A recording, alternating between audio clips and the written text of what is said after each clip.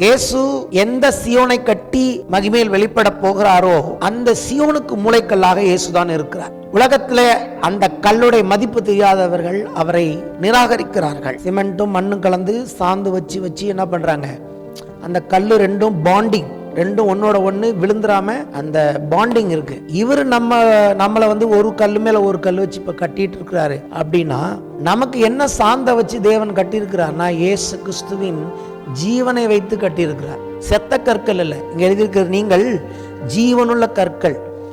ஒரு கல்லும் இன்னொரு கல்லுக்கும் இடையில் இருப்பது கிறிஸ்துவின் ஜீவன். அவருடைய ரத்தத்தை கொண்டு இந்த சியோனை அவர் கட்டி வருகிறார். அந்த கட்டிடம் நிறைவாகும் போது ஒரு கல்லு மிஸ் ஆனா கூட இயேசு வர மாட்டார்.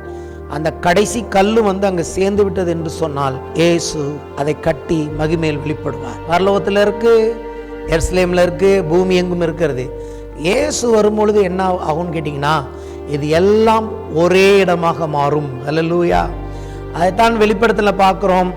அது பரலோகத்திலிருந்து இறங்கி வருகிறதாக இருக்கும் என்று எழுதியிருக்கிறது. ஆமென். அப்போ பரலோகம் பூமி அப்படிங்கிற வித்தியாசமே இருக்காது. இயேசு புதிய எருசலேமை, பரலோகத்திலிருந்து வருகிற அந்த பரம எருசலேமை, அது அலங்கார மணவாட்டியாக இறங்கி வருகிறதை நாம் பார்க்கிறோம். 3 லொகேஷன் இல்லைல்ல, தேவனே நம்மோடு இருப்பார். நாம் மனுஷர்கள் எங்கே நாம் வாசம் பண்ணுகிறோமோ அவர் நம்மத்தில் நம்மோடு வாசம் பண்ணுவார். அவர் நம்முடைய கண்ணீரையும் துடைப்பார் என்று வேதம் சொல்லுது. அதுக்குள்ள இருக்கிறவங்க எல்லாமே எப்படிப்பட்டவங்க இருப்பாங்கன்னா கர்த்தருக்கு ஏற்கனவே பூமியில் மகிமை செலுத்தி பழக்கப்பட்டவர்கள் தான் அவருக்கு மகிமை செலுத்த உள்ளே இருப்பார்கள். கர்த்தரிடத்திலிருந்து வந்த அந்த பிள்ளையை நான் கர்த்தருக்காகவே வளர்ப்பேன் என்று சொல்லி இங்கே கொண்டாந்து பிரதிஷ்டை பண்ணி, பிரதிஷ்டையோட இல்ல, வாழ்நாள் முழுவதும் அந்த பிள்ளையின் மேல் கவனம் வச்சு அந்த பிள்ளைக்காக ஜெபம் பண்ணி அந்த பிள்ளையை கர்த்தருக்காக வளர்ப்பதுதான். அப்ப நம்ம என்ன சொல்றோம், எப்படி கர்த்தரை மகிமைப்படுத்துறோம்னா அது கர்த்தர்கிட்டேருந்து வந்தது, அதனால பத்திரமா வச்சு அதை கர்த்தருக்காகவே நான் பயன்படுத்தணும், அவ்வளவுதான். அப்ப எதுவானாலும் சரி, அப்ப கர்த்தர் அறுவடை கொடுக்கும் போது அதையெல்லாம் கொண்டு வந்து ஏன் அவர்கள் கர்த்தருக்கென்று செலுத்தினார்கள்னா அவங்க என்ன சொல்றாங்கன்னா, பூமி விளைச்சலை கொடுத்தாலும் இது பூமியின் விளைச்சல் அல்ல, தேவன் எங்களுக்கு கொடுத்த விளைச்சல் என்பதை நாங்கள் அக்னாலஜ் பண்ணுகிறோம், அங்கீகரிக்கிறோம். அப்ப இந்த சரீரம் குறித்து என்ன சொல்லுகிறது வேதம்? ஆனா ரட்சிப்பின் போது என்ன நடந்தது, இயேசு ரத்தம் கொடுத்து என் சரீரத்தை விலை கொடுத்து வாங்கிட்டார். அவரோட சரீரமா இருக்கிறதுனால தான் அவர் மீட்டுக்கு வரப்போறாரு. அவர் வாங்காததெல்லாம் மீட்டுக்கொள்ள மாட்டார். இப்போ ஒருத்தர் நிறைய நிலம் வாங்கி வச்சுட்டு ஃபாரின் போயிட்டாரு, ஒரு 50 வருஷம் கழிச்சு வந்தாருன்னா அவருடைய நிலம் எங்கெங்க இருக்குன்னு அவருக்கு டாக்குமெண்ட் இருக்கும், அதை தான் அவர் யூஸ் பண்ணுவார் இல்லையா? அப்படிதான் இயேசு ரத்தம் சிந்தி விளக்கரையும் கொடுத்து வாங்கிட்டார்னா இயேசு திரும்பி வந்து எந்த சரீரங்களை மீட்டுக்கொள்ள போகிறார்? அவருக்கு சொந்தமானவர்களை அவர் மீட்டுக்கொள்வார். God has given the food. தேவன் எனக்கு இந்த சாப்பாட்டை இன்னைக்கு கொடுத்திருக்கிறாருன்னு நாங்கள் அங்கீகரிக்கிறதுனால ஜெபம் பண்ணிட்டு ஸ்தோத்திரம் சொல்லிட்டு சாப்பிட்றோம். உலகத்தில் இருக்கிறவங்க நாங்கள் சம்பாதிச்சு சாப்பிட்றாங்க, நம்மளும் சம்பாதிக்கிறோம். ஆனால் நாங்கள் என்ன அக்னாலஜி பண்ணுறோன்னா இதை கர்த்தர் கொடுத்துருக்கிறாரு. எப்படி மகிமைப்படுத்துறோம்னா acknowledging, we are accepting these things from God. எல்லாமே எங்களுக்கு தேவனிடத்திலிருந்து வருகிறது. ஹல்லேலூயா. அதுதான் ஒரு ஆண்டவருடைய பிள்ளை கர்த்தரை மகிமைப்படுத்தும் விதம். What we are saying to this world, in everything we are acknowledging God. அவருக்கு மகிமை செலுத்துகிறவர்கள், அதாவது சியோன் என்று சொன்னால் அங்கே பிரதானமா என்ன இருக்கணும்? இன்னைக்கு சிம்பிளா சொல்லி முடிக்கிறேன். சியோன் சொன்னாலே அது தேவனுக்கு மகிமை உண்டாகிற இடம். அது பரலோகத்தில் ஆனாலும் சரி, அது எருசலேமில் ஆனாலும் சரி, அது திருச்சபையில் ஆனாலும் சரி, நீங்களும் நானும் எப்பொழுதுமே நமக்காக வருகிற அந்த ஆண்டவருக்கு மகிமை செலுத்த இங்கே தவறினோம் என்று சொன்னால் வருகிற ராஜ்யத்தில் நாம் மகிமை செலுத்த முடியாது.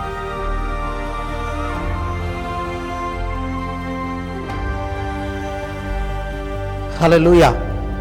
இப்போது நாம் கர்த்தருடைய வார்த்தைக்கு நேராய் போவோம். சங்கீதம் 102ஆம் சங்கீதம் 15ஆம் வசனம். கர்த்தர் சியோனை கட்டி தமது மகிமையில் வெளிப்படுவார். ஆங்கில வேதாகமத்தில் 16ஆம் வசனம். When the Lord shall build up Zion, he shall appear in his glory. New Living Translation.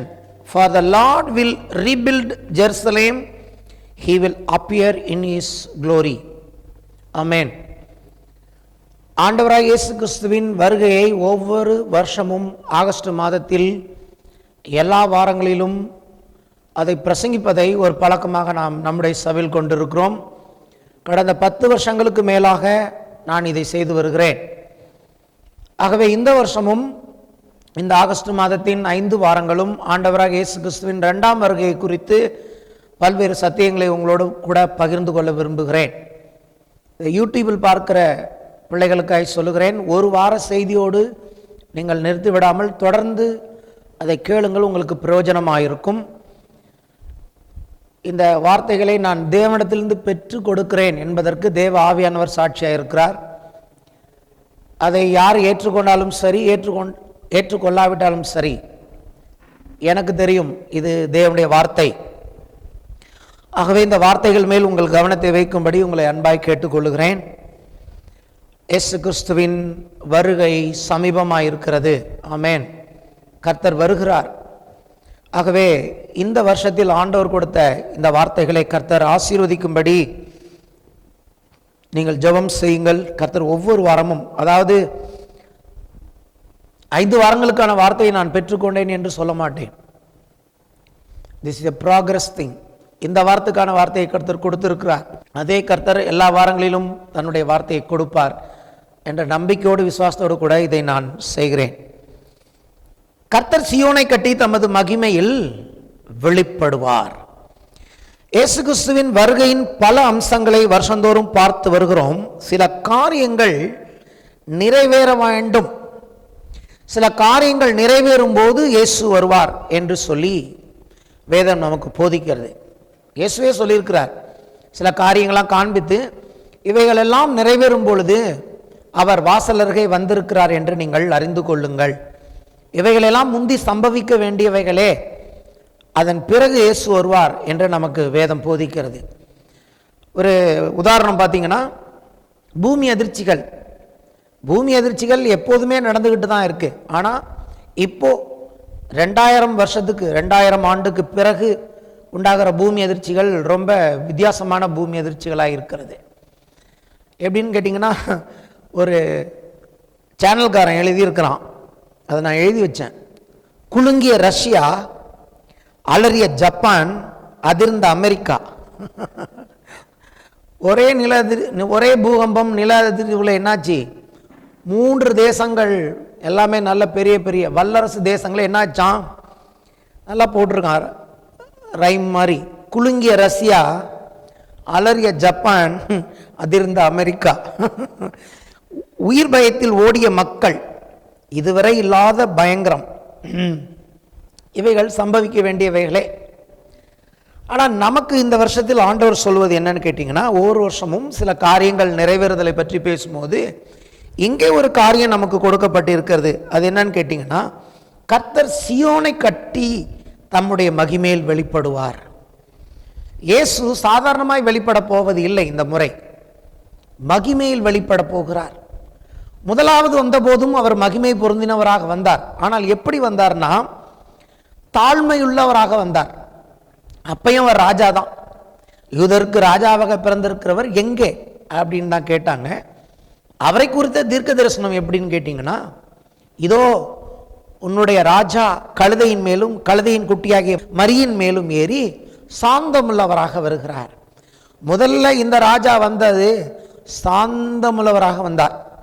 இப்போ சாந்தமுள்ளவராக வரப்போவதில்லை, வேற மாதிரி வரப்போகிறார். மகிமை பொருந்தினவராக, சர்வ வல்லவராக.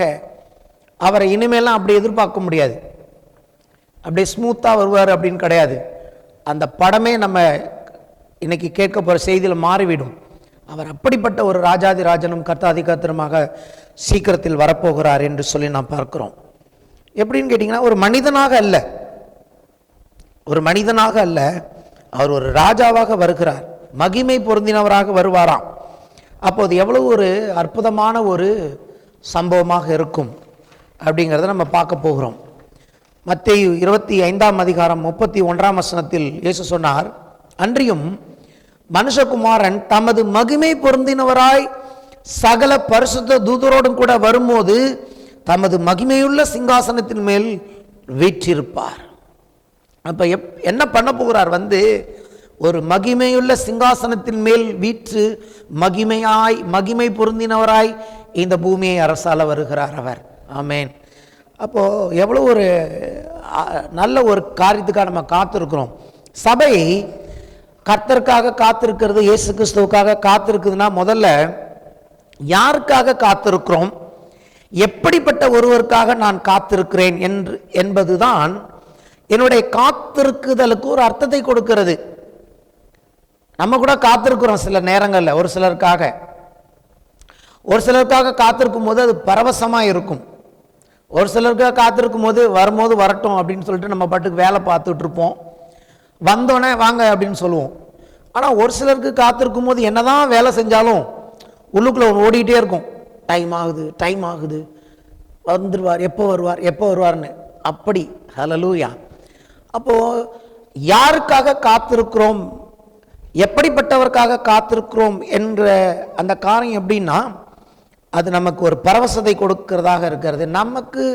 நாம் காத்திருக்கிறவர் எப்படிப்பட்டவர்னா அதை நம்ம இப்போ பார்க்கணும். கண்களில் வேத வசனத்தின் மூலமாய் பார்க்க வேண்டும். மகிமை பொருந்தின ராஜாவுக்காக விசுவாசத்தோடு நான் காத்திருக்கிறேன். அவர் வெறும் மகிமை பொருந்தின ராஜா மட்டுமல்ல, இந்த உலகத்தில் பொய், துரோகம், ஏமாற்றம், வஞ்சகம் நிறைந்த இந்த உலகத்தில் வாழ்கிற நமக்கு கொஞ்சம் கூட எவ்வளவேனும் பொய்யுரையாதவரும், சத்தியத்தினால் நிறைந்தவரும், அவரை நம்பினருடைய முகங்களை வெட்கப்பட்டு போக பண்ணாதவருமாகிய ஒருவருக்காக நாம் காத்திருக்கிறோம். ஆமேன். அவரிடத்தில் ஒரு ஏமாற்றம் நமக்கு கிடையாது, எந்த டிசப்பாயின்மெண்ட்டும் கிடையாது. அதனால தான் இந்த காத்திருத்தல் ஒரு பரவசமாக இருக்கிறது. எவ்வளவேனும் பொய்யுரையாதவர், அவர் உங்களை என்னையும் பேராக அறிந்திருக்கிறார். என் பேர் அவருக்கு தெரியுமா அப்படின்னு இவர்கிட்ட நம்ம நினைக்க வேண்டியதே இல்லை. ஒரு சிலருக்கு எல்லார் பேரும் தெரியாது இல்லையா? பெரிய சபையில் எடுத்தீங்கன்னா எல்லார் பேரும் அந்த பாஸ்டருக்கு தெரியும்னு சொல்ல முடியாது. ஆனால் திரளான கூட்டம், மில்லியன் பில்லியன் மக்கள் மத்தியில் கூட ஒவ்வொருவரையும் அவர்களை பேர் சொல்லி அழைக்கிற ஒருவர் வருகிறார். நான் உன்னை பேர் சொல்லி அறிந்திருக்கிறேன் என்று சொன்னவர் வருகிறார். ஓ ஹல்லேலூயா. ஸோ நமக்கு டிசப்பாயின்மெண்ட்டே இருக்காது, எந்த விதத்திலுமே டிசப்பாயின்மெண்ட் இருக்காது. உன்னை யாரும் எனக்கு தெரியாதுன்னு சொல்ல மாட்டார். அது சொல்லுவார், அது ஒரு சிலர். உங்களை அறியேன் அப்படின்னு சொல்ல போகிறது அது வேற கூட்டம். ஆனால் உங்களையும் என்னையும் அவருக்கு தெரியும். அன்னைக்கு இவனை பார்த்து சொன்னார் இல்லையா, நாத்தான் வேலை பார்த்து, நீ அத்திமரத்தின் கீழ் இருக்கும்போது நான் உன்னை கண்டேன் என்று சொன்னவர். இதோ உத்தம இஸ்ரவேலன் வருகிறான், கபடமற்றவன் வருகிறான் என்று சொன்னவர். நம் ஒவ்வொருவரையும் நம்மளுடைய குணாதிசயங்களையும் தெரிந்தவர். வெறும் நம்ம பேர் மட்டுமல்ல, நாம் எப்படிப்பட்டவர்கள், நம்முடைய ஹிஸ்டரி, ஜியாகிரபி, சயின்ஸ் எல்லாம் அறிந்த ஒருவர் வருகிறார். ஆகவே அவருக்காக காத்திருப்பதில் எனக்கு கொஞ்சம் சந்தோஷம்தான், பரவசம். ஒன்று தான் அவர்கிட்ட கேட்டுட்டே இருப்பேன். எப்போதுமே என்னுடைய கான்சியஸ்னஸில் அது நீங்கள் இருக்கணும். ஹல்லேலூயா. வேலை செய்யும் போது நான் மறந்துடக்கூடாது உங்களை. எப்படி அதுக்கு எனக்கு ஹெல்ப் பண்ணுங்க அப்படின்னு ஆண்டவர் சொன்னார். ஒரு மணி நேரம் ஆரம்பிக்கும் போது 9 o'clock ஆரம்பிக்கும் போது என்ன நினச்சிக்கோ, 10 o'clock எப்படின்னு டைம் பார்த்துக்கிட்டே தான் இருக்க. ஒரு மணி நேரமும் ஒரு வாட்டி என்னை நினச்சிக்கோ. அப்போ எல்லா நேரமும் என்னை நினைக்க முடியும். ஓ ஹல்லேலூயா. என்னுடைய ஆசையெல்லாம் அவர் எந்த சூழ்நிலையும் மறந்துடக்கூடாதுன்னா பிஸியாகிடக்கூடாது. எப்போதுமே என்னுடைய கான்சியஸ்னஸில் அவர் இருக்க வேண்டும் என்று விரும்புகிறேன். ஏனென்றால் அப்படிப்பட்ட ஒருவர் வருகிறார். ஹல்லேலூயா. சரி, இந்த மகிமையின் ராஜா தமது மகிமையில் வெளிப்பட வேண்டும் என்று சொன்னால் ஒரு காரியத்தை அவர் நிறைவேற்ற வேண்டும் என்று வேதம் அவரை குறித்து சொல்லுகிறது. என்னன்னா, அவர் சீயோனை கட்ட வேண்டும், சீயோனை மறுபடியும் கட்ட வேண்டும். அந்த சீயோனை கட்டி முடிக்கும் போது இயேசு வருவார் என்பதுதான் இந்த வசனத்தின் நிபந்தனை. இது ஒரு தீர்க்க தரிசன வசனம். எத்தனையோ ஆண்டுகளுக்கு முன்பதாக சங்கீதத்தில் சொல்லப்பட்டிருந்தாலும் இது ஆண்டவராக இயேசு கிறிஸ்துவை குறித்து சொல்லப்பட்ட ஒரு தீர்க்க தரிசன வசனம். கர்த்தர் சீயோனை கட்டி முடிக்கும் போது தன்னுடைய மகிமையில் வெளிப்படுவார் என்று சொல்லி. ஆகவே இந்த முறை நாம் என்ன பண்ண போகிறோம், இந்த சீயோனை குறித்து கொஞ்சம், சியோன் சொல்கிறோம் இல்லையா, அதை குறித்து கொஞ்சம் வேத வசனம் என்ன சொல்லுதுன்னு பார்க்க போகிறோம். நமக்கு சியோன்னோட சில ஸ்கூல் ஞாபகம் வரும், சியோன்னோட சில காலேஜ் நினப்பு வரும். இந்த சியோன் ஸ்கூலும் கிடையாது, காலேஜும் கிடையாது, இது வேற விஷயம். ஸோ சியோன் என்பது என்ன என்று சொல்லி தேவனுடைய பிள்ளைகள் இந்த காலவெளியில் புரிந்து கொள்ளும்படி நான் சில காரியங்களை சொல்ல விரும்புகிறேன். 3 முக்கியமான காரியங்கள் சியோனை பற்றி. ஒன்று, சியோன் என்பது தேவனுடைய வாசஸ்தலம். சியோன் அப்படின்னா தேவன் சியோனில் மாத்திரமே வாசம் செய்வார். Hallelujah. So Zion is the dwelling place of our God. இரண்டாவது, சியோன் என்பது தேவன் அரசாட்சி செய்கிற இடம். Zion is the place where our God rules. மூன்றாவது, சியோன் என்பது தேவனுடைய நகரம். Zion, Zion is the city of the living God. Zion என்பது தேவனுடைய வாசஸ்தலம். சியோன் என்பது தேவன் அரசாளும் இடமாக இருக்கிறது. மூன்றாவது, சியோன் என்பது ஒரு நகரமாக இருக்கிறது. ஆமென். அப்போ சியோன் எப்படி இருக்குன்னு கேட்டீங்கன்னா, 3 பரிமாணங்களில் வெளிப்படுத்தப்பட்டு இருக்கிறது. 3 விதமாக சியோன் வர்ணிக்கப்படுகிறது வேதத்தில். இயேசு சியோனை கட்டி மகிமையில் வெளிப்படுவார்னா அர்த்தம் என்னன்னு கேட்டீங்கன்னா, இது ஒரு பில்டிங் போல கிடையாது. இந்த 3 டைமென்ஷன்ல 3 பரிமாணங்களில் காணப்படுகிற இந்த சியோன் ஒரு நாள் ஒரே பரிமாணமாக, ஒரே வாசஸ்தலமாக, ஒரே இடமாக மாறிவிடும். ஆமென். அதைத்தான் இயேசு செய்கிறார். அதை செய்து முடிக்கும் போது இயேசு வெளிப்படுவார். ஸோ நம்ம கட்டி வெளிப்படுவார் அப்படின்னா முதல்ல என்னன்னு புரிஞ்சுக்கணும். சியோன்னா என்ன அப்படின்னு புரிஞ்சுக்கணும். சியோன் என்பது கர்த்தர் வாசம் பண்ணுகிற இடம். சியோன் என்பது கர்த்தர் அரசாளுகிற இடம். சியோன் என்பது ஒரு நகரம். அந்த நகரத்தை இயேசு கட்டி கொண்டிருக்கிறார். அதில் இருக்கிற 3 பரிமாணங்கள் நம்ம பார்க்க போறோம். இதை போல இன்னும் சில காரியங்கள் இருக்கு. அந்த 3 பரிமாணங்களாக காணப்படுகிற சியோன் ஒரு நாள் ஒரே வாசஸ்தலமாக, ஒரே இடமாக மாறும். அதை செய்து முடிக்கும் போது இயேசு வெளிப்படுவார். ஹல்லேலூயா. ஸோ இயேசு எப்போ வருவாருங்கிறத யாருக்குமே சொல்ல முடியாது, அவரே சொல்லிட்டார். ஆனால் என்ன நடந்தால் இயேசு வருவார் என்பதை நமக்கு வேதம் போதிக்கிறது. சும்மா அதன் அடிப்படையில் தான் காரியங்களை செய்ய போகிறோம். அதன் அடிப்படையில் தான் ஜெபம் செய்ய போகிறோம். சரி, இப்போ இந்த 3 பரிமாணங்களில் 3 பரிமாணங்களாக சியோன் காணப்படுகிறது. அடுத்த காரியம் என்னன்னு கேட்டீங்கன்னா, சியோன் என்று சொல்லப்படுகிற இது 3 லொகேஷனில் காணப்படுகிறது. வித்தியாசமான 3 லொகேஷனில் சியோன் காணப்படுகிறது. இந்த 3 லொகேஷனில் காணப்படுகிற சியோன் ஒரு நாள் ஒரே லொகேஷனாக மாறிவிடும். அதை பார்க்க போகிறோம். சியோனுடைய 3 பரிமாணங்கள் 3 லொகேஷனில் காணப்படுகிறது. இந்த 3 லொகேஷனில் இருக்கிற இந்த சியோன் இயேசு வரும்போது ஒரே லொகேஷனில் வந்துவிடும். ஆமென். இதெல்லாம் வேத வசனங்கள் இருக்கிறது. அதை செய்யும் பொழுது இயேசு என்ன பண்ணுவார்? வெளிப்படுவார். இயேசு தன்னுடைய மகிமையான சிங்காசனத்தில் வாசம் செய்வார் என்று பார்க்கிறோம். சரி, எந்தெந்த லொகேஷனில் இந்த சியோன் காணப்படுகிறது அடுத்து அதை பார்க்கணும் இல்லையா? எங்கெங்கே சியோன் காணப்படுகிறது அப்படின்னு பார்த்தீங்கன்னா, முதலாவது சியோன் பரலோகத்தில் காணப்படுகிறது. வேத வசனங்கள் அப்புறம் பார்ப்போம். சியோன் என்பது தேவனுடைய வாசஸ்தலம். அப்போ அது எங்கே காணப்படுகிறது? பரலோகத்தில் காணப்படுகிறது. ரெண்டாவது, சியோன் என்பது எருசலேமில் காணப்படுகிறது. அதாவது இஸ்ரேல் தேசம் இருக்கு இல்லையா, அந்த தேசத்தில் இருக்கிற எருசலேமில் தேவனுடைய வாசஸ்தலமாகிய சியோன் காணப்படுகிறது.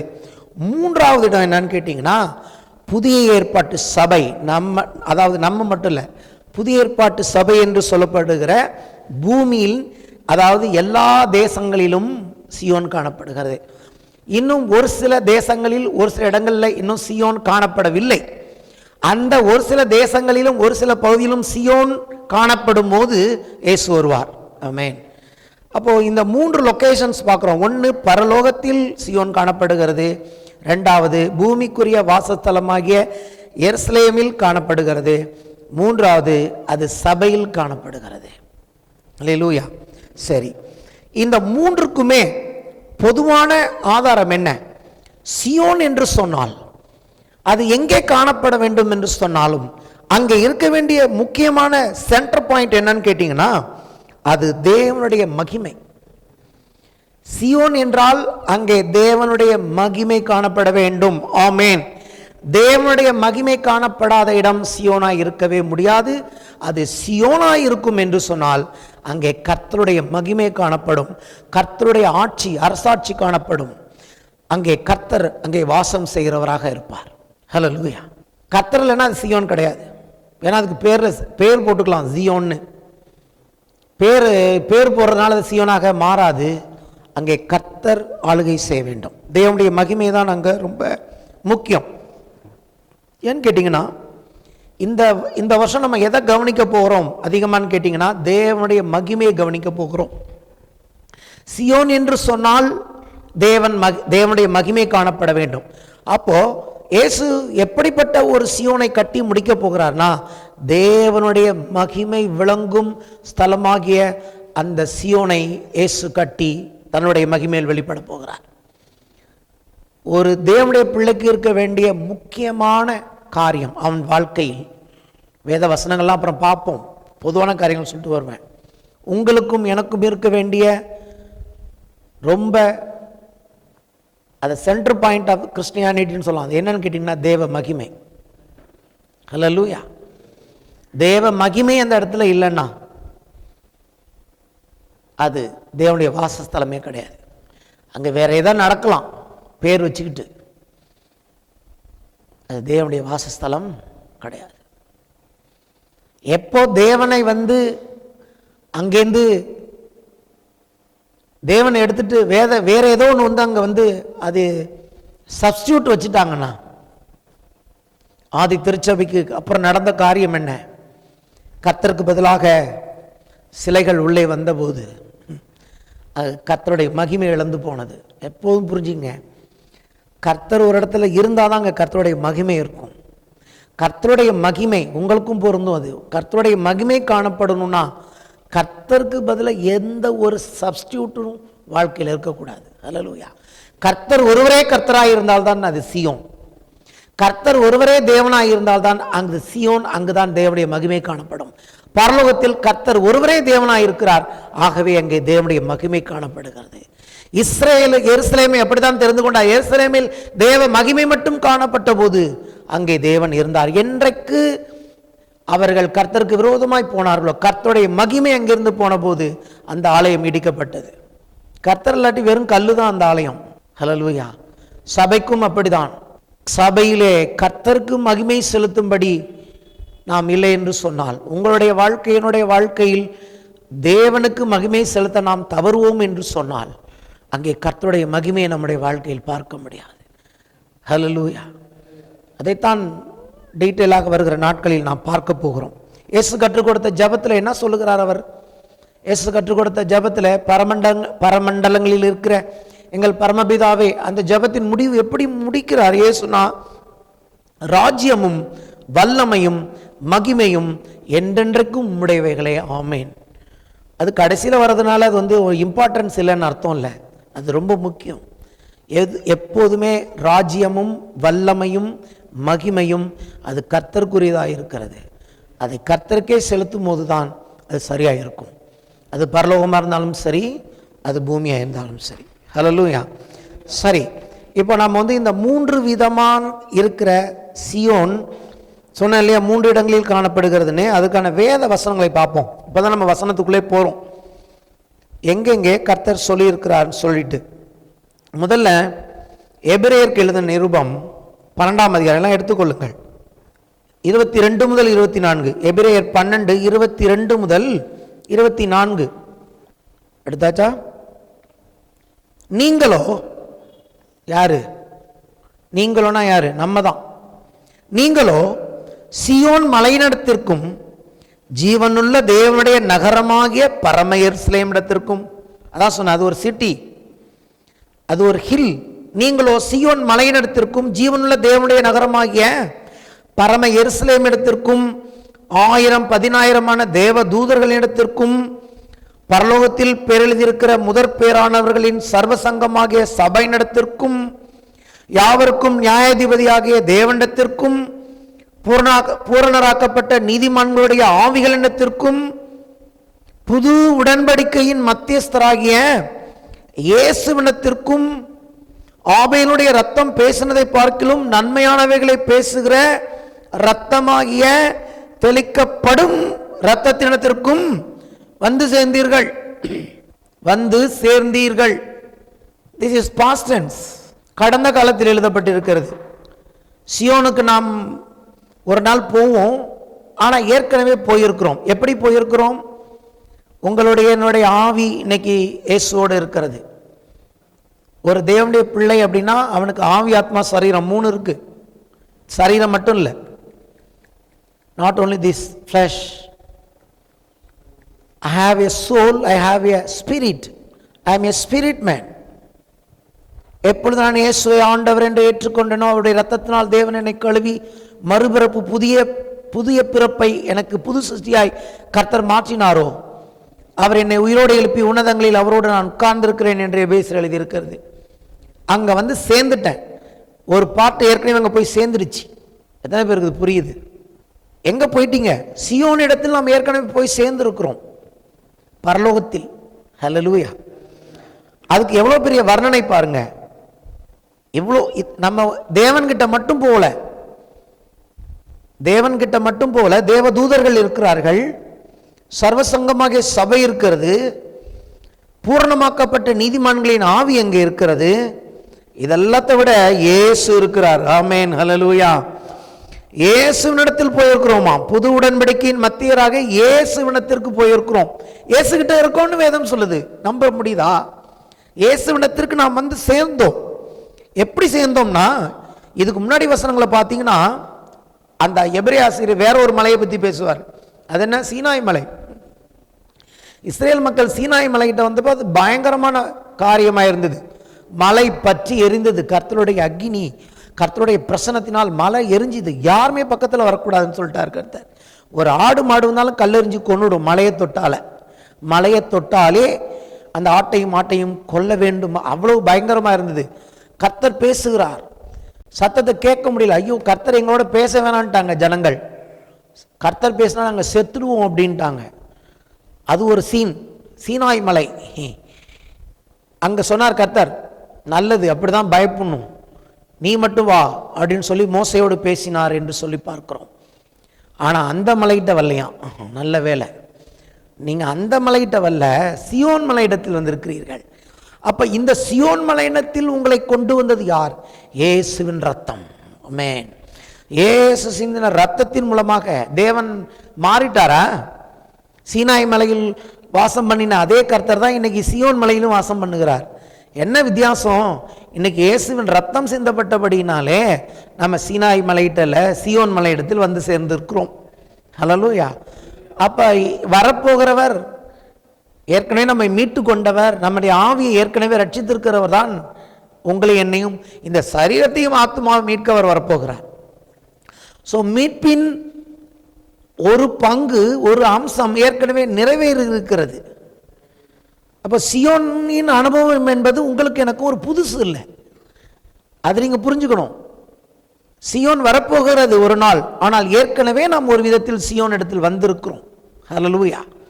இந்த சியோன் இடத்தில் நம்மை கொண்டு வந்தது நம்முடைய இயேசுவின் ரத்தம். அந்த ரத்தம் என்ன செய்கிறது? ஆபேலின் ரத்தம் பழிவாங்கும்படி பேசினது போலல்ல, இயேசுவின் ரத்தம் உங்களையும் என்னையும் நம்மை பாதுகாக்கும்படி தேவனிடத்தில் பரிந்து பேசுகிறது. ஆகவே தான் நாம் மறந்துரு ஒழுங்கான வாழ்க்கை வாழ வேண்டும். நாம் ஒருவன் பாவம் செய்தால் அவனுக்காக இந்த ரத்தம் பரிந்து பேசுகிறது. காலம் ஃபுல்லாக பாவத்திலே வாழக்கூடாது. அவருடைய அந்த உடன்படிக்கையின் ரத்தத்தை நாம் மதிக்க வேண்டும் என்று பின்னாடி வசனங்கள் சொல்லுகிறது. மோசையின் வாக்குக்கு செவி கொடாதவன் 1-2 சாட்சிகளால் செத்து போனான் அப்படின்லாம் அதை கம்பேர் பண்ணுறார் இந்த ஆசிரியர். நம்ம பயங்கரமான இடத்துல இல்லை, கர்த்தர்கிட்ட வந்துட்டோம், உங்களுக்காக எனக்காக பரிந்து பேசுகிற இயேசுவிடத்தில் வந்துட்டோம். ஆனால் அதுக்காக நம்ம இஷ்டம் போல வாழக்கூடாது. ஒரு சரியான வாழ்க்கை, என்னால் அவர் வருகிறார், அவரை நாம் சந்திக்க ஆயத்தமாக இருக்க வேண்டும். இதெல்லாம் ஒரு தேவனுடைய பிள்ளைக்கு புரியணும். ஏற்கனவே அவன் எங்கே இருக்கான்? சியோன் இடத்தில். சியோன் வரப்போகிற அனுபவம் அல்ல, இந்த வசனங்களின்படி ஏற்கனவே சியோனில் நாம் இருக்கிறோம் என்று வேதம் சொல்கிறது. இது ஒரு இடம். ரெண்டாவது எருசலேம், அதை பார்ப்போம். அது எங்கன்னு கேட்டிங்கன்னா சங்கீதம் 132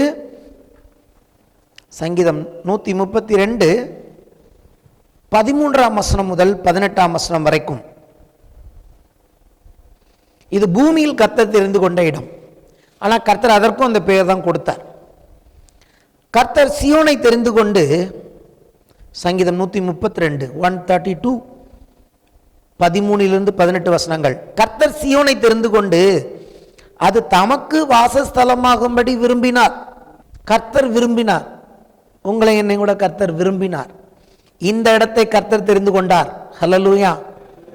இந்த இடத்தை கர்த்தர் தெரிந்து கொண்டு எங்கோ இருந்த என்னை அங்கே இருந்து எப்படியோ நகர்த்தி காலங்களின் வழியாக அப்படி இப்படி இப்படி மூவ் பண்ணி கொண்டாந்து இங்கே சேர்த்தார். இது கர்த்தருடைய செயல். ஹல்லேலூயா. உங்களையும் இங்கே சேர்த்து இருக்கிறார். கர்த்தர் சீயோனை தெரிந்து கொண்டு அது தமக்கு வாசஸ்தலமாகும்படி விரும்பினார். இது என்றென்றைக்கும் நான் தங்கும் இடம். இதை நான் விரும்பினபடினால் இங்கே வாசம் பண்ணுவேன். அதன் ஆகாரத்தை நான் ஆசீர்வதித்து வருவேன். அதன் ஏழைகளை நான் அப்பத்தினால் திருப்தியாக்குவேன். அதன் ஆசாரியர்களுக்கு ரட்சிப்பை உடுத்துவேன். அதில் உள்ள பரிசுத்தவான்கள் மிகவும் கெம்பீரிப்பார்கள். அங்கே தாவீதுக்காக ஒரு கொம்பை முழக்க பண்ணுவேன். நான் அபிஷேகம் பண்ணுவித்தவனுக்காக ஒரு விளக்கை ஆயத்தம் பண்ணினேன். அவன் சத்துருக்களுக்கு வெட்கத்தை உடுத்துவேன். அவன் மீதிலோ அவன் கிரீடம் பூக்கும் என்றார். ஆமென். ஹல்லேலூயா. இது எந்த இடம்? இது எருசலேம், இஸ்ரேல் இருக்கிற அந்த இடம். இது முன்னாடி வேறே வேறே துன்மார்க்கர்களுடைய 7 விதமான ஜாதிகள் அந்த இடத்தில் இருந்தாங்க. கர்த்தர் அதையெல்லாம் துரத்திட்டு அவர்களையெல்லாம் துரத்தி தன் சிநேகிதனாகிய ஆபிரகாமின் சந்ததிக்கு அந்த வாசஸ்தலத்தை கொடுத்தார். ஏன்னா கர்த்தர் அதை விரும்பினார். ஏன்னா அவங்களுக்கு கொடுத்தார்னா என்ன காரணம்? அவங்களுக்காக அல்ல, அவர்கள் மத்தியில் நான் வாசம் செய்யும் ஸ்தலமாக என்றென்றைக்கும் அவர் அதை தெரிந்து கொண்டார். அப்போ அவர் மனம் மாற மாட்டார். ஹல்லேலூயா. எருசலேமில் அவர் ஒரு நாள் வந்து வாசம் பண்ணுவார். அவர் தெரிந்து கொண்ட இடம். ஸோ சீயோனின் 2வது லொக்கேஷன் எருசலேம். முதல் லொக்கேஷன் பரலோகம். 3வது லொக்கேஷன் என்னன்னு கேட்டிங்கன்னா சபை. அதை பார்ப்போமா? 1 பேதுரு 2ஆம் அதிகாரம். எல்லாமே வசனங்கள் தான். 1 பேதுரு 2ஆம் அதிகாரம் 4 முதல் 10 வசனங்கள். ஓ ஹல்லேலூயா. ராஷா கபாலபா சந்தூரி கபரபலபா. கர்த்தரை துதிப்போம், கர்த்தரை ஸ்தோத்திரம் பண்ணுவோம். வாசிக்கிறேன். மனுஷரால் தள்ளப்பட்டதாயினும் தேவனால் தெரிந்து கொள்ளப்பட்டதும் விலையேற பெற்றதுமாயிருக்கிற ஜீவனுள்ள கல்லாகிய அவரிடத்தில் சேர்ந்தவர்களாகிய நீங்களும் ஜீவனுள்ள கற்களைப் போல ஆவிக்கேற்ற மாளிகையாகவும் இயேசு கிறிஸ்து மூலமாய் தேவனுக்கு பிரியமான ஆவிக்கேற்ற பலிகளை செலுத்தும்படி பரிசுத்த ஆசாரிய கூட்டமாகவும் கட்டப்பட்டு வருகிறீர்கள். இங்கே ஒரு பில்டிங் பற்றி தான் சொல்றாரு. இந்த பில்டிங்கை பற்றி இப்போ நான் ஃபுல்லாக சொல்கிறேன். ஃபஸ்ட்டு ஒரு பில்டிங். அந்த பில்டிங் தான் என்ன? சீயோன். அந்தபடியே ரொம்ப அற்புதமான வசனங்கள் இது, கொஞ்சம் கவனிக்கணும். அந்தபடியே இதோ தெரிந்து கொள்ளப்பட்டதும் விலையேற பெற்றதுமாயிருக்கிற மூளைக்கல்லை சீயோனில் வைக்கிறேன். சீயோனை கொண்டதை கனெக்ட் பண்ணிட்டார் பாருங்க சபையோட. அதன் மேல் விசுவாசமாயிருக்கிறவன் வெட்கப்படுவதில்லை என்று வேதத்தில் சொல்லி இருக்கிறது. ஹல்லேலூயா. ஆகையால் விசுவாசிக்கிற உங்களுக்கு, விசுவாசத்தை பற்றி தான் பேசிட்டு இருக்கேன், அதை வருகையோட கூட ஜாயின் பண்ணிக்கலாம். விசுவாசிக்கிற உங்களுக்கு அது விலையேற பெற்றது. எத்தனை பேர் நீங்கள் இயேசுவை விலையேற பெற்றவர்களாய் நினைக்கிறீர்கள்? அவருக்கு மகிமை செலுத்துகிறீர்கள். விசுவாசிக்கிற உங்களுக்கு அந்த கல் விலையேற பெற்றது. I love that. We love Jesus more than anything. He is so precious. ரொம்ப அற்புதமானவர் அவர். கீழ்ப்படியாதவர்களுக்கோ விசுவாசிக்காதவர்களுக்கோ அந்த கல் இடறுதற்கு ஏதுவான கல்லும் விழுகிறதற்கு ஏதுவான கண்மலையுமாயிற்று. இடறுகிறது வேற, விழுகிறது வேற. சின்ன கல் இடரும், பெரிய மேலே விழுந்துரும். இந்த கல் ஒரு நாள் எல்லா ராஜ்யத்தையும் நசுக்கி போடும் என்று வேதம் சொல்லுகிறது. இந்த உலகத்தில் கடைசியில் வரப்போகிற பிசாசின் ராஜ்யத்தை இந்த கல் என்ன பண்ணுமா? உருண்டு வந்து நசுக்கி போடும் என்று எழுதப்பட்டு இருக்கிறது. இந்த கல் நமக்கு நசுக்கி போடுற கல் இல்லை, நம்மை தன்னோடு சேர்த்து ஆலயமாய் கட்டுகிற மூளைக்கல் அது. ஓ ஜீசஸ், ஹல்லேலூயா. அவர்கள் திருவசனத்திற்கு கீழ்ப்படியாதவர்களாய் இருந்து இடறுகிறார்கள். அதற்கென்றே நியமிக்கப்பட்டவர்களாயும் இருக்கிறார்கள். நீங்களோ உங்களை அந்தகாரத்தினின்று தம்முடைய ஆச்சரியமான ஒளியிடத்திற்கு வரவழைத்தவருடைய புண்ணியங்களை அறிவிக்கும்படிக்கு தெரிந்து கொள்ளப்பட்ட சந்ததியாயும் ராஜரீகமான ஆசாரிய கூட்டமாயும் பரிசுத்த ஜாதியாயும் அவருக்கு சொந்த ஜனமாயும் இருக்கிறீர்கள். அவருக்கு சொந்தம். அறிவிக்கிறதும் கிடையாது வாயை திறந்து யாருக்கிட்டையும். அறிவிக்கிறதுக்கும் பயம், அறிவிக்கிறவங்க மூலமா அதை அறிவிக்கிறதுக்கும் பயம்.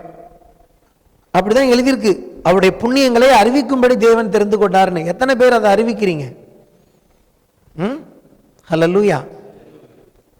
தேவனுக்கு ஒரு எதிர்பார்ப்பு இருக்கிறது. ஓகே, முன்னே நீங்கள் தேவனுடைய ஜனமாய் இருக்கவில்லை, இப்பொழுதோ அவருடைய ஜனங்களாய் இருக்கிறீர்கள். முன்னே நீங்கள் இரக்கம் பெறாதவர்களாய் இருந்தீர்கள், இப்பொழுதோ இரக்கம் பெற்றவர்களாய் இருக்கிறீர்கள் என்று எழுதியிருக்கிறது. சரி, இங்க எப்படி இந்த கல் அப்படின்னு கேட்டீங்கன்னா, இயேசுவை மூளைக்கல் என்று வேதம் சொல்லுகிறது. இந்த மூளைக்கல்லை எங்க தேவன் வச்சிருக்கிறார்னா சியோனில் வைக்கிறார். அதாவது இயேசு எந்த சியோனை கட்டி மகிமையில் வெளிப்பட போகிறாரோ அந்த சியோனுக்கு மூளைக்கல்லாக இயேசுதான் இருக்கிறார். தலைக்கல் அவர். உலகத்தில் அந்த கல்லுடைய மதிப்பு தெரியாதவர்கள் அவரை நிராகரிக்கிறார்கள், விசுவாசிக்க மறுக்கிறார்கள், அவரை வேறு விதமாக நினைக்கிறார்கள். ஆனால் நீங்களும் நானும் அவரை எப்படி பார்க்கிறோன்னா, அவரை ஒரு மூளைக்கல்லாக, விலையேற பெற்ற கல்லாக பார்க்கிறோம். அப்போ உங்களுக்கும் எனக்கும் அவர் என்ன செய்கிறாருங்கிறத நாம் இப்போ பார்க்க போகிறோம். ஒரு பில்டிங்கில் கல் வச்சு கட்டுறாங்கன்னா அதுக்கு என்ன, ரெண்டு கல்லுக்கு நடுப்புற என்ன வைக்கணும்? வெறும் கல்லை வச்சு கட்ட முடியாது. ரெண்டு கற்களுக்கு நடுவே சாந்து வைப்பாங்க இல்லையா? ஒவ்வொரு காலகட்டத்திலையும் அந்த சாந்து மாறுகிறது. இப்போ சிமெண்ட் வந்துருச்சு. சிமெண்ட்டும் மண்ணும் கலந்து சாந்து வச்சு வச்சு என்ன பண்ணுறாங்க, அந்த கல் ரெண்டும் பாண்டிங், ரெண்டும் ஒன்றோட ஒன்று விழுந்துடாமல், அப்படிங்கிறதுனால தான் நம்மளால் ஒரு சின்ன ஒரு ஒரு சுவரை கூட இடிக்க முடியலை. ஏன்னா ரெண்டு கற்களுக்கு நடுப்புற என்ன இருக்குது, அந்த பாண்டிங் இருக்குது. இவர் நம்மளை வந்து ஒரு கல் மேலே ஒரு கல் வச்சு இப்போ கட்டிகிட்டு இருக்கிறாரு. அப்படின்னா நமக்கு என்ன சாந்த வச்சு தேவன் கட்டியிருக்கிறார்னா, இயேசு கிறிஸ்துவின் ஜீவனை வைத்து கட்டியிருக்கிறார். செத்த கற்கள் இல்லை. இங்கே எழுதியிருக்கிறது, நீங்கள் ஜீவனுள்ள கற்கள். ஒரு கல்லும் இன்னொரு கல்லுக்கும் இடையில் இருப்பது கிறிஸ்துவின் ஜீவன். அவருடைய இரத்தத்தை கொண்டு இந்த சியோனை அவர் கட்டி வருகிறார். அப்போ தேவன் எவ்வளவு கற்களை தெரிந்து கொண்டிருக்கிறாரோ அத்தனை கற்களும் அங்கே சேரும் பொழுது அந்த கட்டிடம் நிறைவாகும். மூளைக்கல் என்பது ரொம்ப முக்கியமானது, கார்னர் ஸ்டோன். அது மேலே தான் எல்லாமே நிற்கும். ஆனால் எல்லா கற்களும் அங்கே ஃபிக்ஸ் ஆகிவிடும் போது, அந்த கட்டிடம் நிறைவாகும் போது, ஒரு கல் மிஸ் ஆனால் கூட இயேசு வர மாட்டார். அந்த கடைசி கல் வந்து அங்கே சேர்ந்து விட்டது என்று சொன்னால் இயேசு அதை கட்டி மகிமையில் வெளிப்படுவார். அதுக்கு என்ன செய்யணுமா, நாம் அவருடைய புண்ணியங்களை அறிவிக்க வேண்டும். இயேசுவை அறிவிக்கும் போது அந்த கற்கள் சீக்கிரமாக என்ன பண்ணும்? எதுக்கு அவர் சொன்னார், இந்த ராஜ்யத்தின் சுவிசேஷம் எல்லா ஜாதிகளுக்கும் எல்லா தேசங்களுக்கும் அறிவிக்கப்பட்ட பிறகுதான் இயேசு வருவார். ஏன் அவர் அப்படி சொல்கிறாருன்னா, இந்த சியோனுடைய அந்த காரியம், அந்த கற்கள் எல்லா இடங்களிலும் சிதறி இருக்கிறது. அந்த கற்கள் எல்லாம் ஒன்றாய் சேர்ந்து ஒரே மாளிகையாக கட்டி முடிக்கப்படும் போது இயேசு வருவார். 3 லொகேஷன் பார்த்தோம். ஹல்லேலூயா. சியோன் என்பது பரலோகத்தில் இருக்கிறது. ரெண்டாவது அதோடைய லொக்கேஷன் வந்து எங்கே இருக்குது? எருசலேமில் இருக்கிறது. அது இன்னைக்கு இருக்க வேண்டிய விதத்தில் இல்லை. அதையும் இயேசு கட்டுவார். மூன்றாவது முக்கியமாக திருச்சபை. அப்போது நான் சொன்னபடி இது 3 லொக்கேஷனில் இருக்குது. பரலோகத்தில் இருக்குது, எருசலேமில் இருக்குது, பூமி எங்கும் இருக்கிறது. இயேசு வரும்பொழுது என்ன ஆகும்னு கேட்டிங்கன்னா, இது எல்லாம் ஒரே இடமாக மாறும். ஹல்லேலூயா. அதைத்தான் வெளிப்படத்தில் பார்க்குறோம். அது பரலோகத்திலிருந்து இறங்கி வருகிறதாக இருக்கும் என்று எழுதியிருக்கிறது. ஆமென். அப்போ பரலோகம் பூமி அப்படிங்கிற வித்தியாசமே இருக்காது. இயேசு புதிய எருசலேமை, பரலோகத்திலிருந்து வருகிற அந்த பரம எருசலேமை, அது அலங்கார மணவாட்டியாக இறங்கி வருகிறதை நாம் பார்க்கிறோம். அது ஒரு நாள் பூமியில் ஸ்தாபிக்கப்படும், எருசலேமில் ஸ்தாபிக்கப்படும். அப்போது ஒரு டைமென்ஷன், 2 டைமென்ஷன், 3 டைமென்ஷன், 3 லொக்கேஷன் இல்லைல்ல. தேவனே நம்மோடு இருப்பார். நாம் மனுஷர்கள் எங்கே நாம் வாசம் பண்ணுகிறோமோ அவர் நம்மத்தில் நம்மோடு வாசம் பண்ணுவார். அவர் நம்முடைய கண்ணீரையாவையும் துடைப்பார் என்று வேதம் சொல்லுகிறது. ஹல்லேலூயா. ஸோ ஆண்டவர் கட்டுகிற சியோன் என்பது அது நீங்களும் நான் நினைக்கிறதல்ல. அது ஒரு பயங்கரமான காரியம், அது ஆவிக்குரிய காரியம். ஆகவே அங்கே நம்ம இன்னைக்கு முக்கியமாக நான் என்ன சொல்லி முடிக்க விரும்புகிறேன்னா, சியோன் என்று சொன்னால் ஓகே, 3 லொக்கேஷன்லாம் ஓகே, தேவ மகிமை விளங்குகிற இடம்தான் சியோன். அதுக்குள்ளே இருக்கிறவங்க எல்லாமே எப்படிப்பட்டவங்க இருப்பாங்கன்னா, கர்த்தருக்கு ஏற்கனவே பூமியில் மகிமை செலுத்தி பழக்கப்பட்டவர்கள் தான் அங்கே பரலோகத்தில் அங்கே அவருக்கு மகிமை செலுத்த உள்ளே இருப்பார்கள். பூமியில் கர்த்தருக்கு எந்த மகிமையும் செலுத்தாதவர்கள். கர்த்தருக்கு மகிமை செலுத்துறதுனா என்னன்னு பார்க்க போகிறோம் வருகிற வாரங்களிலே. நம்ம நினச்சிருக்கோம் கர்த்தருக்கு மகிமை செலுத்துறதுனா அப்படியே விழுந்து கிடக்கிறது, நெடுஞ்சானா கிடக்கிறது, அல்லது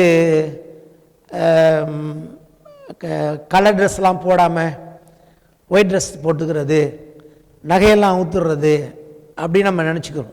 அதெல்லாம் அவங்களுடைய தனிப்பட்ட விருப்பம். நான் கர்த்தருக்காக இப்படி வாழ போகிறேன்னு அவங்க முடிவெடுத்தாங்கன்னா அது தப்பு கிடையாது. அவங்கள நம்ம குற்றம் சுமத்தக்கூடாது. ஒரு வரியில் சொல்லிக்கிறேன், நீங்கள் அதை வச்சு டெவலப் பண்ணிக்கணும். உபவாச ஜெபத்தில் ஆண்டவர் பேசினது சொல்கிறேன். கர்த்தருக்கு மகிமை செலுத்துறதுனா என்னன்னு கேட்டிங்கன்னா, ஒரு குழந்தைய வச்சு சொல்கிறேன். ஃபஸ்ட்டு உங்களுக்கு ஒரு குழந்தை இருக்குது. கர்த்தர் நம்ம என்ன சொல்கிறோம், இந்த குழந்தையை இந்த பிள்ளையை கர்த்தர் தான் எனக்கு கொடுத்தார். யார் கொடுத்தார்? கர்த்தர் கொடுத்தார். Acknowledging everything from God. எனக்கு ஒரு நன்மை வந்துச்சுன்னா அது இங்கேருந்து வரல. ஹல்லேலூயா. எனக்கு ஒரு நன்மை வந்தது அப்படின்னால, எனக்கு ஒரு நன்மை வந்தாலே அது எங்கேருந்து வருது? அங்கேருந்து வருது. ஸோ நான் என்ன பண்ணுறேன், கர்த்தரிடத்தில் இருந்து வந்த அதை கர்த்தருக்காக வளர்க்க போகிறேன். உலகத்துக்காக வளர்க்க மாட்டேன். கர்த்தரிடத்திலிருந்து வந்த அந்த பிள்ளையை நான் கர்த்தருக்காகவே வளர்ப்பேன் என்று சொல்லி இங்கே கொண்டாந்து பிரதிஷ்டை பண்ணி, பிரதிஷ்டையோடு இல்லை, வாழ்நாள் முழுவதும் அந்த பிள்ளையின் மேல் கவனம் வச்சு அந்த பிள்ளைக்காக ஜெபம் பண்ணி அந்த பிள்ளையை கர்த்தருக்காக வளர்க்குவது தான். அப்போ நம்ம என்ன சொல்கிறோம், எப்படி கர்த்தரை மகிமைப்படுத்துகிறோம்னா, அது கர்த்தர்கிட்டேருந்து வந்தது, அதனால் பத்திரமா வச்சு அதை கர்த்தருக்காகவே நான் பயன்படுத்தணும், அவ்வளோதான். அப்போ எதுவானாலும் சரி, ஏன் நாம் சபையில் ஆண்டவர் அந்த ஆபேல்கிட்டேருந்து அதை ஆரம்பித்தார் அப்படின்னா, கர்த்தரை மகிமைப்படுத்தினா எப்படின்னு கற்றுக் கொடுத்தார். இஸ்ரேல் மக்கள் வாழ்க்கையில் கர்த்தர் கற்றுக் கொடுத்தார். உலகத்துக்கு ஒரு ஒரு ஒரு ஒரு உதாரணமாக வச்சார். அவங்கள 6 நாள் வேலை செய்யுங்க, 7ஆம் நாள் வேலை செய்யாதீங்க. 6 நாள் மன்னாவை பொறுக்குங்க, 7ஆவது நாள் மன்னாவை பொறுக்காதீங்க. ஏன் 6ஆவது நாள் 7ஆவது நாளுக்கும் சேர்த்து மன்னாவை கொடுத்துறாரு. அப்போ அவங்க என்ன புரிஞ்சுக்கிறாங்க, போஜனம் என்பது அது கர்த்தரிடத்தில்தான் வருகிறது. அப்போ கர்த்தர் அறுவடை கொடுக்கும்போது அதையெல்லாம் கொண்டு வந்து ஏன் அவர்கள் கர்த்தருக்கென்று செலுத்தினார்கள்னா, அவங்க என்ன சொல்கிறாங்கன்னா, பூமி விளைச்சலை கொடுத்தாலும் இது பூமியின் விளைச்சல் அல்ல, தேவன் எங்களுக்கு கொடுத்த விளைச்சல் என்பதை நாங்கள் அக்னாலஜ் பண்ணுகிறோம், அங்கீகரிக்கிறோம். ஆகவே நாங்கள் என்ன பண்ணுகிறோம், இதை கர்த்தருக்கு கொண்டு வந்து செலுத்துவதன் மூலமாக நாங்கள் கர்த்தருக்கு மகிமையை செலுத்துகிறோம். அப்போ இந்த சரீரம் குறித்து என்ன சொல்லுகிறது வேதம்? இந்த சரீரத்தினால் எப்படி கர்த்தர், இந்த சரீரம் எங்கள் அப்பா அம்மாட்டேருந்து வரல, கர்த்தர் இது கொடுத்த சரீரம் விலைக்குறையும் கொடுத்து வாங்கிட்டார். அஃப்கோர்ஸ் எங்கள் அப்பா அம்மா தான் என்னை பெற்றாங்க. ஆனால் ரட்சிப்பின் போது என்ன நடந்தது, இயேசு ரத்தம் கொடுத்து என் சரீரத்தை விலை கொடுத்து வாங்கிட்டார். அப்படி தான் பவுல் எழுதுகிறார். நீங்கள் விலைக்கிரயத்துக்கு கொல்லப்பட்டீர்கள் என்று அறியீர்களா? இந்த சரீரத்தை இயேசு வாங்கிட்டார். அவரோட சரீரமாக இருக்கிறதுனால தான் அவர் மீட்டுக்க வரப்போகிறார். அவர் வாங்காததெல்லாம் மீட்டுக்கொள்ள மாட்டார். அவருக்கு சொந்தமானவர்கள் அவருக்கு மகிமையாக மீட்கப்படுவார்கள். இப்போ ஒருத்தர் நிறைய நிலம் வாங்கி வச்சுட்டு ஃபாரின் போயிட்டார். ஒரு 50 வருஷம் கழிச்சு வந்தார்னா அவருடைய நிலம் எங்கெங்கே இருக்குன்னா அவருக்கு டாக்குமெண்ட் இருக்கும், அதை தான் அவர் யூஸ் பண்ணுவார் இல்லையா? அப்படி தான் இயேசு ரத்தம் சிந்தி விலைக்கிரயம் கொடுத்து வாங்கிட்டார்னா, இயேசு திரும்பி எந்த சரீரங்களை மீட்டுக்கொள்ள போகிறார்? அவருக்கு சொந்தமானவர்களை அவர் மீட்டுக்கொள்வார். அப்போ நம்ம எப்படி கர்த்தரை மகிமைப்படுத்தணும் அப்படின்னு எதிர்பார்க்குறாருன்னா, சரீரத்தை குறித்த அறிவு என்னன்னா, இது எங்கள் அப்பா அம்மா பெற்றிருந்தாலும் இதை இயேசு விலைக்கிரயம் கொடுத்து வாங்கிட்டதுனால இது அசுத்தத்துக்கோ பாவத்துக்கோ நான் ஒப்பு கொடுக்காமல் இந்த சரீரத்தின் மூலமாக இயேசுவை, தேவனை நான் கனப்படுத்த விரும்புகிறேன். உலகம் அதை இச்சைக்கு கொடுக்கிறது, நானும் அதை கர்த்தருக்கு கொடுக்கிறேன். சாப்பிடும்போது ஏன் ஜெபம் பண்றோம்? we acknowledge this food, God has given the food. தேவன் எனக்கு இந்த சாப்பாட்டை இன்னைக்கு கொடுத்திருக்கிறாருன்னு நாங்கள் அங்கீகரிக்கிறதுனால ஜெபம் பண்ணிட்டு ஸ்தோத்திரம் சொல்லிட்டு சாப்பிட்றோம். உலகத்தில் இருக்கிறவங்க நாங்கள் சம்பாதிச்சு சாப்பிட்றோன்னு சாப்பிட்றாங்க, நம்மளும் சம்பாதிக்கிறோம். ஆனால் நாங்கள் என்ன அக்னாலஜி பண்ணுறோன்னா, இதை கர்த்தர் கொடுத்துருக்கிறாரு. அப்போது பவுல் எழுதுகிறார், நீங்கள் புசித்தாலும் குடித்தாலும் எதை செய்தாலும் தேவனுடைய நாமத்தின் மகிமைக்கென்று செய்யுங்கள்னா எப்படின்னா, எப்படி மகிமைப்படுத்தணும்னா, acknowledging, we are accepting these things from God. எல்லாமே எங்களுக்கு தேவனிடத்திலிருந்து வருகிறது. ஹல்லேலூயா. அதுதான் ஒரு ஆண்டவருடைய பிள்ளை கர்த்தரை மகிமைப்படுத்த விதம். எனக்கு கர்த்தர் கொடுத்த மனைவி, எனக்கு கர்த்தர் கொடுத்த பிள்ளைகள் கர்த்தரால் வரும் சுதந்திரம், கர்த்தர் எனக்கு நல்ல வீட்டை கொடுத்திருக்கிறார், இது கர்த்தர் கொடுத்த வீடு. அதனால தான் அவருடைய நாமத்தில் பிதா குமாரன் பரிசுத்தாவின் நாமத்தினால வீட்டை பிரதிஷ்டை பண்ணுகிறோம். ஹல்லேலூயா. பிள்ளைகள் பிறந்தன கொண்டு வந்து அதை கர்த்தருக்கு பிரதிஷ்டை பண்ணுகிறோம். வாழ்க்கையின் எல்லாத்தையுமே நம்ம தேவனை என்ன பண்ணுறோம்னா, what we are saying to this world, in everything we are acknowledging God. Oh hallelujah. அதுதான் கர்த்தருக்கு மகிமை செலுத்துகிற ஒரு காரியமாக இருக்கிறது. அவருக்கு மகிமை செலுத்துகிறவர்கள், அதாவது சியோன் என்று சொன்னால் அங்கே பிரதானமாக என்ன இருக்கணும்? இன்னைக்கு சிம்பிளாக சொல்லி முடிக்கிறேன். சியோன் சொன்னாலே அது தேவனுக்கு மகிமை உண்டாகிற இடமாக இருக்கிறது. அது பரலோகத்தில் ஆனாலும் சரி, அது எருசலேமில் ஆனாலும் சரி, அது திருச்சபையினாலும் சரி, நீங்களும் நானும் எப்பொழுதுமே நமக்காக வருகிற அந்த ஆண்டவருக்கு மகிமை செலுத்த இங்கே தவறினோம் என்று சொன்னால் வருகிற ராஜ்யத்தில் நாம் மகிமை செலுத்த முடியாது. இப்பயே மகிமை செலுத்த வேண்டும். ஆமென். சபையில் இருக்கிற பிள்ளைகள் இயேசு கிறிஸ்துவின் வருகைக்கு முன்பதாகவே எல்லா திருச்சபைகளும் ஒரு காரியத்துக்கு நேராய் மனம் திரும்ப வேண்டும் என்று சொன்னால், தங்கள் வாழ்க்கையின் ஒவ்வொரு அம்சங்களிலும் தேவனுக்கு மகிமை செலுத்த அவர்கள் மனம் திரும்பும்படியாய் தேவன் அழைக்கிறார். ஒவ்வொரு சபையும் ஜெபிக்க வேண்டிய ஜெபம் லிஸ்ட் வச்சுக்கிட்டு, பெரிய லிஸ்ட் வச்சுக்கிட்டு, இத்தனை பேர் வந்துடணும், இத்தனை பேர் ஞானஸ்நானம் எடுக்கணும், இத்தனை பேர் இப்படி ஆயிடணும், அத்தனை பேர் அப்படி ஆயிடணும், இந்த லிஸ்ட் இல்லை. முதலாவது சபையில் இருக்கிற தேவனுடைய பிள்ளைகள் எல்லாரும் தேவனுக்கு மகிமை செலுத்த ஆரம்பிக்க வேண்டும். அந்த மகிமை செலுத்துகிற சபையாய் மாறும் பொழுது இயேசு வருவார். எத்தனை பேர் விசுவாசிக்கிறீர்கள்? எழுந்து நிற்போம். ஓ க்ளோரி டு ஜீசஸ். தொடர்ந்து கர்த்தர் வார்த்தைகளை கொடுக்கும்படி ஜெபம் பண்ணுங்கள். 5 வாரங்களும் அற்புதமான வார்த்தைகளை ஆண்டவர் கொடுக்க வேண்டும். இந்த வாரம் நல்ல வார்த்தையை கர்த்தர் கொடுத்தார். ஆமென்.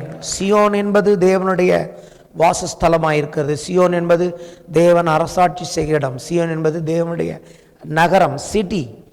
நமக்கு ஒரு நகரம் இருக்கிறது. ஆமென். ஒரு நகரத்தை கட்டி இயேசு வரப்போகிறார். அந்த நகரத்திற்காக நாம் காத்திருக்கிறோம். நம்முடைய தகப்பன் ஆபிரகாம் தேவன் கட்டி அஸ்திபாரங்கள் உள்ள தேவன் கட்டி தேவனால் அஸ்திபாரப்படுத்துகிற நகரத்திற்காக காத்திருந்தான் என்று எபிரேயர் எழுதுகிறார். ஒன்றும் பைத்தியம் இல்லை நம்ம அப்பா. அவருக்கு தெரியும் ஒரு நாள் கர்த்தர் சியோனை கட்டி மகிமையில் வெளிப்படுவார். அது ஒரு தீர்க்க தரிசன வசனம். கர்த்தர் சீக்கிரத்தில் சியோனை கட்டி சபையை கட்டி மகிமையில் வெளிப்பட போகிறார். அதற்கு நாம் ஆயத்தமாக இருக்க வேண்டும். சபைகள் அப்படி ஆயத்தமாக வேண்டும் என்று தேவன் விரும்புகிறார். ஹல்லேலூயா. அன்பின் பிதாவை கர்த்தராகிய இயேசு நாமத்தில் நாங்கள் ஜெபம் பண்ணுகிறோம். சியோனை குறித்த சத்தியங்களுக்காய் ஸ்தோத்திரம் ஆண்டவரே. கர்த்தரை துதிக்கிறோம், கர்த்தரை ஸ்தோத்திரம் பண்ணுகிறோம். கர்த்தர் கொடுத்த நல்ல வார்த்தைக்காய் ஸ்தோத்திரம். கர்த்தாவே, இந்த நாளை நீர் ஆசீர்வதித்தபடினால் நன்றி. தொடர்ந்து வருகிற வாரங்களில் தொடர்ந்து கர்த்தரை குறித்து தியானிக்க கர்த்தர் உதவி செய்வாராக. கர்த்தர் மகிமையை குறித்து தொடர்ந்து இந்த வாரங்கள் முழுவதும் பேசுவாராக. இயேசுவின் நாமத்தில் வேலையடைப்பாராக. தொடர்ந்து எல்லா வாரங்களும் தேவனுடைய பிள்ளைகள் வர கர்த்தர் உதவி செய்வாராக. தடைகளை உடைக்கிறவர் முன்னே கடந்து போய் தடைகளை உடைத்து போடுவாராக. இந்த காலங்களில் எல்லா துதிகன மகிமையும் உமக்கு செலுத்துகிறோம். எல்லா பிள்ளைகளையும் ஆசீர்வதிக்கிறோம். வர முடியாதவர்களையும் கர்த்தருடைய நாமத்தில் ஆசீர்வதிக்கிறோம். கர்த்தாவே உம்முடைய கிருபை எங்களோடு இருப்பதாக. தொடர்ந்து இடைப்படுங்கப்பா, தொடர்ந்து பேசுங்கப்பா. உங்கள் பிள்ளைகள், உங்கள் சபையில் இருக்க உங்கள் பிள்ளைகள் உங்களுக்கு மகிமை கொடுக்கட்டும். அப்படின்னா என்னால் இன்னைக்கு புரிஞ்சுக்கிட்டபடினால் ஸ்தோத்திரம். மகிமை என்பது ஏதோ பெரிய ஒரு புரியாத விஷயம் அல்ல. கர்த்தருக்கு மகிமை செலுத்துவது என்பது ஷா பாபா பாபா. ஒரே ஒரு உதாரணம் கூட நான் சொல்ல விரும்புகிறேன். நேபுகாத் நேச்சாருக்கு கர்த்தர் பாபிலோன் ராஜ்யத்தை கொடுத்தார். கர்த்தர் தான் அவனுக்கு பெரிய ராஜாவை மாற்றினார். ஒரு நாள் சொன்னார், அவன் சொன்னான், இது எனக்காக நான் கட்டின அரண்மனை, என்னுடைய ராஜ்யம்னு சொன்னான். கர்த்தர் சொன்னார், தொலைஞ்சு போ. சொல்லக்கூடல, நினைச்சான், அவ்வளோதான். நான் எனக்காக கட்டின அரண்மனை கழுதையை போல ஆக்கி கழுதை போல புல்லை மேய்ஞ்சானான். சில காலங்கள் நீ கழுதை போல புல்லை தின்னு விட்டார் கர்த்தர். கர்த்தருக்கு மகிமை செலுத்தினா கர்த்தருக்கு பிடிக்கவே பிடிக்காது. ஹல்லேலூயா. பெருமை வந்தால் மகிமை போயிடும். ரெண்டுக்கும் ஒன்றுக்கு ஒன்று ஆப்போசிட்டு. பெருமை வந்தால் மகிமை போயிடும், மகிமை வந்தால் பெருமை ஒளிஞ்சு போகும். ஹல்லேலூயா. கர்த்தருக்கு மகிமை செலுத்த ஒரு தேவனுடைய பிள்ளை கற்றுக்கொண்டால் அவனை கர்த்தர் மகிமைப்படுத்துவார், மகிமையின் மேல் மகிமை அடைய செய்வார். மறுரூபமாக்குற தேவன். எல்லாவற்றிலும் கர்த்தருக்கு மகிமை செலுத்த நம்மை ஒப்பு கொடுப்போம். நம்முடைய பிள்ளைகளுக்கு அதை கற்றுக் கொடுக்க வேண்டும். நம்முடைய வருங்கால சந்ததிக்கு கற்றுக் கொடுக்க வேண்டும். எவ்வளோ நம்ம பிள்ளைங்க வசதியோட ஆடம்பரத்தோட நல்ல வாழ்க்கை வாழ்ந்தாலும் அவங்க வாழ்க்கையில் கர்த்தருக்கு மகிமை செலுத்துறதை மட்டும் அவங்க விட்டுறக்கூடாது. ஆமேன். கர்த்தாவே, உம்மை துதிக்கிறோம், உம்மை ஸ்தோத்திரம் பண்ணுகிறோம், நன்றி செலுத்துகிறோம். எங்களை இன்றைக்கு அபரிதமாய் ஆசீர்வதித்தார். எத்தனை பேர் நம்புறீங்க? கர்த்தர் ஆராதனையிலிருந்து அடுத்தபடி அந்த கர்த்தருடைய பந்தியிலிருந்து வார்த்தையிலிருந்து நம்மளை அபரிதமாய் ஆசீர்வதித்திருக்கிறார். கர்த்தர் ஆசீர்வதிக்கிறவர், கர்த்தர் பெரிய காரியங்களை செய்கிறவர். நம்மை ஆசீர்வதித்தபடினால் ஸ்தோத்திரம். கர்த்தாவே, உமக்கு நன்றி. இந்த வார்த்தைகள் அப்படியே எங்கள் இருதயத்தில் தங்கட்டும், வெளியடைப்பீராக. இயேசுவின் நாமத்தில் பிதாவே, ஆமேன். நம்முடைய கர்த்தராகிய இயேசு கிறிஸ்துவின் கிருபையும் பிதாவாகிய தேவனுடைய அன்பும் பரிசுத்த ஆவியானுடைய அந்யோன்யம், ஐக்கியம், சமாதானம், சுகம், வெற்றி நம்மோடும் நம்முடைய சகோதர சகோதரிகள் எல்லாரோடும் இருப்பதாக. ஆமேன். கர்த்தர் உங்களை பேர் பேராய் ஆசீர்வதிப்பார்.